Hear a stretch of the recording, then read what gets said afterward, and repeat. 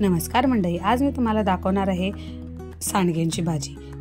तर त्यासाठी मी कढईमध्ये तेल गरम केलेलं आहे आणि त्यामध्ये जे मिश्र डाळीचे सांडगे मी बनवून घेतले होते तर ते थोडा वेळ फ्राय करून घेतलेले आहेत। त्याचा थोडासा कलर चेंज झाल्यानंतर आपल्याला हे कढईमधून बाजूला काढून घ्यायचे आहेत।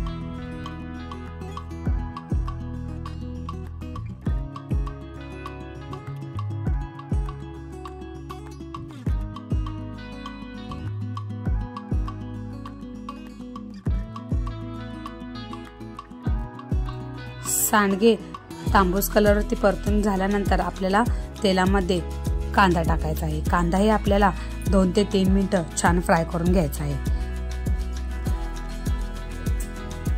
लालसर तांबूस असा कांदा झाल्यानंतर आपल्याला यामध्ये कोथिंबीर टाकायची आहे।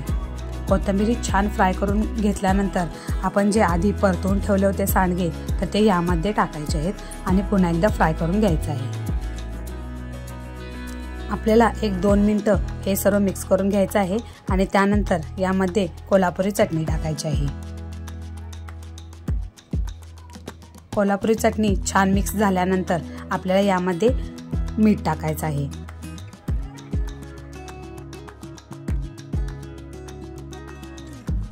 हे छान मिक्स झाल्यानंतर आपल्याला यामध्ये 1 तास आधी भिजवलेली तूर डाळ टाकायची आहे। तुम्ही तूर डाळीऐवजी मूग डाळीचाही वापर करू शकता। पुन्हा एकदा आपल्याला हे सर्व छान मिक्स करून घ्यायचं आहे। सर्व छान मिक्स झाल्यानंतर आपल्याला यामध्ये गरम पाणी टाकायचं आहे। तुम्हाला भाजी घट्ट किंवा पातळ कशी हवी आहे त्या प्रमाणात तुम्ही पाणी ऍड करू शकता। भाजीला छान उकळी आल्यानंतर आपल्याला यावरती झाकण ठेवायचं आहे आणि 10 ते 12 मिनिटं छान शिजू द्यायचं आहे। ही भाजी भातासोबतही छान लागते आणि भाकरीसोबतही छान लागते। या भाजीमध्ये मी जे मिश्र डाळीचे सांडगे केलेले आहेत तर त्याची रेसिपी ही मी लवकरच चॅनलवरती टाकणार आहे। त्यासाठी चॅनलला सबस्क्राइब करायला विसरू नका। तुम्ही बघू शकता या भाजीची कन्सिस्टन्सी मी खूप घट्टही ठेवलेली नाही किंवा खूप पातळही ठेवलेली नाही। मी अशा पद्धतीने या भाजीची कन्सिस्टन्सी ठेवलेली आहे की ती भातासोबतही खाता येईल किंवा भाकरीसोबतही खाता येईल। या भाजीची टेस्ट भाकरीसोबत खूप छान लागते।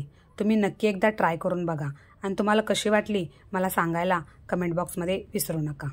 धन्यवाद।